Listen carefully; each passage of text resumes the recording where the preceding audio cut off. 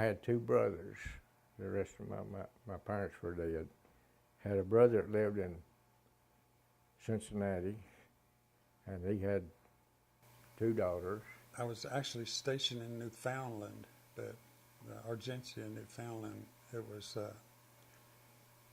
the sort of an air base, but it was anti-submarine warfare set up, and I was gone TDY a lot. That's temporary duty somewhere else. And when my first child was born, the Navy had the policy of making sure you weren't around. They'd send you somewhere else.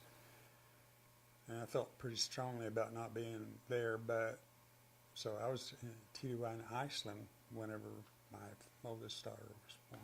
Well, actually, it was kind of rough because at the time that I got to the base, they had already closed down the base housing, and they just had a little community center with a commissary, like a convenience store in it. They had to give us a translator to find an apartment, and we had to go find an apartment to live. And the nearest support base is about 45 miles away in Naples, Italy, at the Naval Activity Center. I had another brother that lived in Powell, and he had a daughter and a son. And we would visit them, and occasionally we could get together. And several times after June and I got married and were living in Huntsville, they'd come to visit us and spend the weekend with us at the time. And also June's parents and family would come to visit us occasionally. Yeah, we really had an enjoyable tour of duty, really.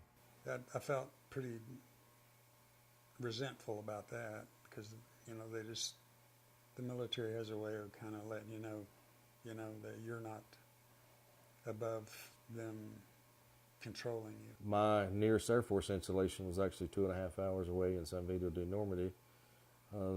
Desert storm occurred. They activated us about 3 o'clock in the morning. Made us drive up the mountain in the middle of winter, pretty icy roads.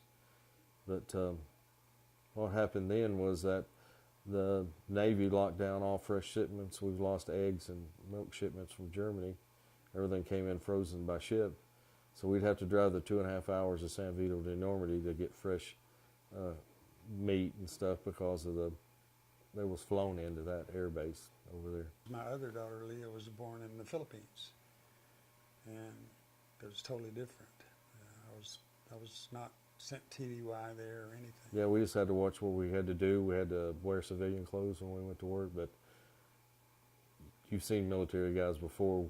Everybody knows who you are in the community, so it didn't help much. I had a family living with me, and we were living off base, and the protesters started kind of making life miserable for me getting to work every morning and back.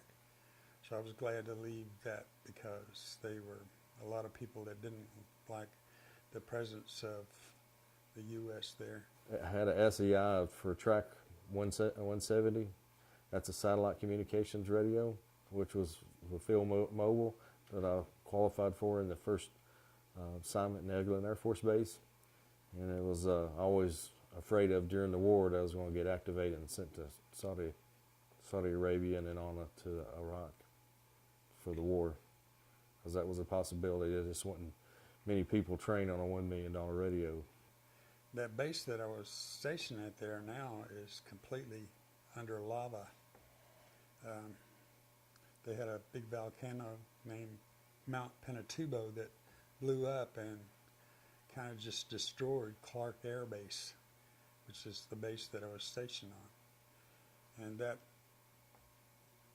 now I look back on it, it just seems like surreal, like it's a memory of a place that doesn't exist anymore. So.